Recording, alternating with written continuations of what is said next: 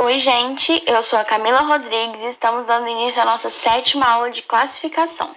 Como a gente já falou um pouquinho mais especificamente de todos os reinos, agora eu vou estar focando em dar uma olhada com vocês em nomenclatura. Isso não costuma cair, assim, em exercícios diretamente no Enem, mas é muito importante vocês saberem, porque talvez não caia diretamente isso, mas vocês tendo conhecimento disso, vocês conseguem resolver as questões, fora que, dependendo do tema da redação, caso dê para usar o nome de alguma espécie, por exemplo, você tem que saber como usar esse nome, como escrevê-lo e tudo mais. Então, aqui na primeira página, igual eu coloquei o exemplo aqui, Homo sapiens, onde Homo é o epíteto genérico e sapiens é o epíteto específico. Homo sapiens vai resumir que aquela espécie, qual é o nome daquela espécie. No caso aí tá se referindo à espécie humana. Beleza. Indo para o próximo slide, a gente vai ver algumas regras gerais, as que mais caem, as mais importantes e as mais conhecidas. Primeiro que todo nome científico deve possuir 2 palavras. Ah, mas eu já vi nome científico que tenha mais. Ok, pode acontecer? Pode. Mas ele tem obrigatoriamente que possuir 2 palavras. Por que pode ter 3, por exemplo? Porque ele pode ter um subgênero ou uma subespécie. Mas obrigatoriamente ele tem que possuir no mínimo 2 palavras. É obrigatório, todo nome científico tem que possuir essas 2 palavras. Onde a primeira palavra do indivíduo vai se referir ao gênero e a segunda vai ser o epíteto específico. Ou seja, um nome que vai caracterizar aquela espécie, vai ser único e exclusivo de cada espécie. Ou seja, se você pegar o epíteto específico do ser humano, vai ser diferente do macaco, embora o gênero seja o mesmo, que é Homo.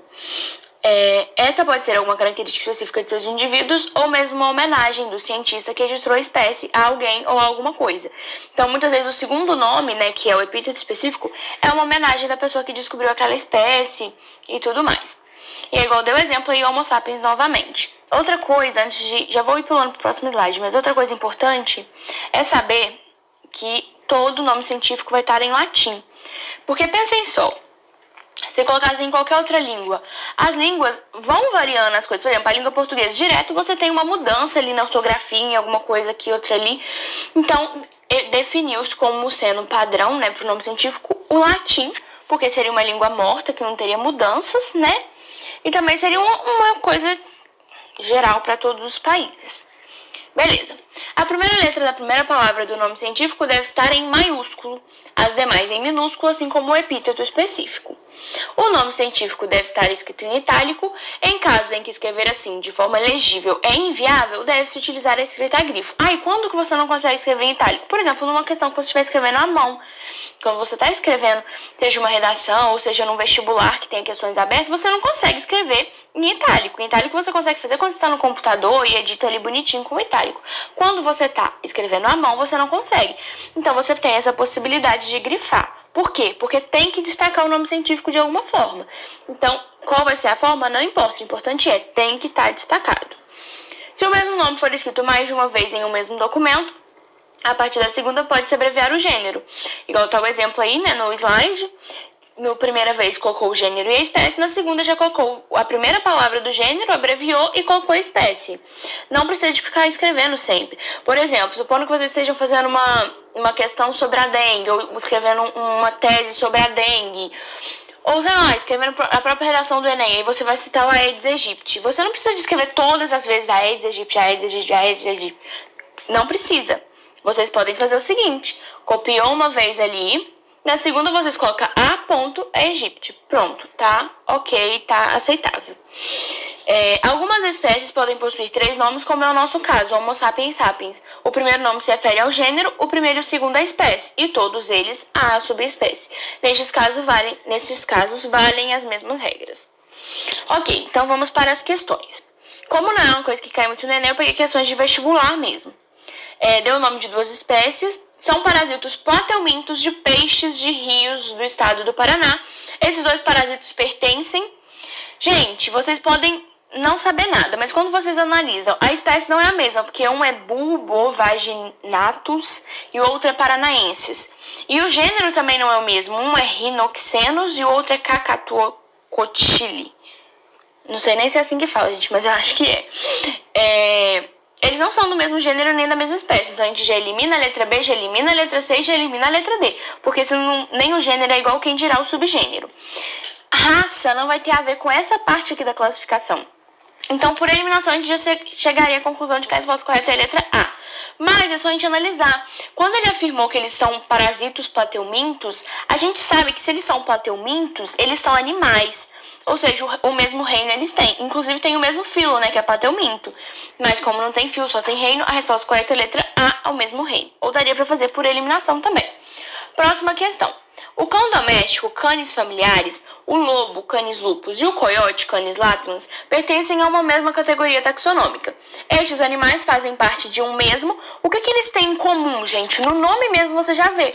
O Canis é uma coisa que se repete em todos. Um vai ser familiaris, outro lupus, outro latrans, mas todos são Canis. E esse primeiro nome sempre vai se referir ao gênero. Então a resposta correta é a letra A, gênero. Muito tranquila, né? Próxima questão. Grupos de populações naturais potencialmente capazes de se cruzar e de produzir descendência fértil pertencem necessariamente, ou seja, vão poder cruzar e vão gerar descendentes férteis. Para gerar descendentes férteis, eles têm que possuir uma mesma espécie. Lembram que eu já falei isso nas aulas? Qual que é a denominação, digamos assim, de espécie? São indivíduos que podem se cruzar e gerar descendentes férteis. Então, a resposta correta é a letra E, também sem nenhuma complicação. Para finalizar, uma questão da ASEF Santa Catarina. Relacione as colunas da cenário alternativa com a sequência correta. Vai colocar o númerozinho aí nos parênteses de acordo com a característica. Ó. Reunião de gêneros semelhantes. Para isso a gente vai ter que lembrar qual que é a sequência. Lembra que eu dei a dica do Reficofage? Reino, filo, classe, ordem, família, gênero e espécie. Então, o que vem antes do gênero? Família. Então, a reunião de gêneros semelhantes vai ser nada mais nada menos do que a família. Então, o primeiro parênteses é 2. Olhando as alternativas, a gente já elimina a letra C, D e E de cara. Fica entre A e B. Aí depois vem unidade de classificação. Unidade é uma coisa única, ou seja, uma coisa específica. Uma coisa bem assim, menor. Ou seja, vai ser o quê? A espécie é uma unidade de classificação. Então, a segunda parêntese seria espécie. Nisso, a gente já escolhe a letra B e sabe que a resposta correta é a letra A. Mas quando a gente analisa, a gente também percebe que seria ela mesma. Porque, conjunto de espécies diferentes, mas com certas semelhanças. Só pode ser o gênero. E conjunto de famílias semelhantes, só pode ser a ordem. Então, a resposta correta é a letra A. Bom, é isso. Aqui no final eu coloquei um quadro, né? Com o nome popular de várias espécies e o nome científico delas. Porque muitas vezes a gente não tem conhecimento, né, de como é o nome científico, então é importante, né, a gente conhecer alguns. Não decorar, mas conhecer, né, saber, ter o conhecimento deles. E é isso, muito obrigada quem assistiu até aqui. Qualquer dúvida podem me mandar por e-mail, ou podem, quem estiver vendo pelo YouTube, pode comentar aí embaixo que eu respondo vocês sem problema nenhum. É isso, muito obrigada quem assistiu até aqui.